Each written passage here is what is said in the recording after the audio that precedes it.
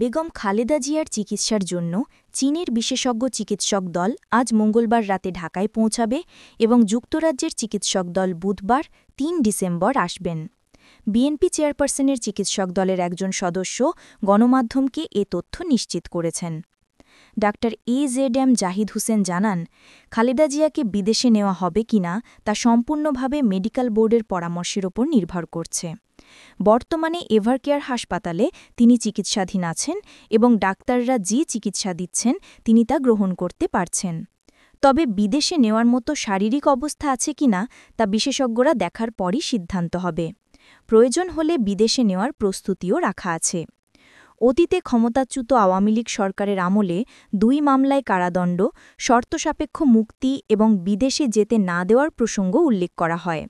দীর্ঘদিনের নানা রোগ ও জটিলতার কারণে খালেদা জিয়া এখনও সংকটাপন্ন অবস্থায় আছেন। গত ২৩ নভেম্বর থেকে তিনি এভারকেয়ার হাসপাতালে ভর্তি রয়েছেন।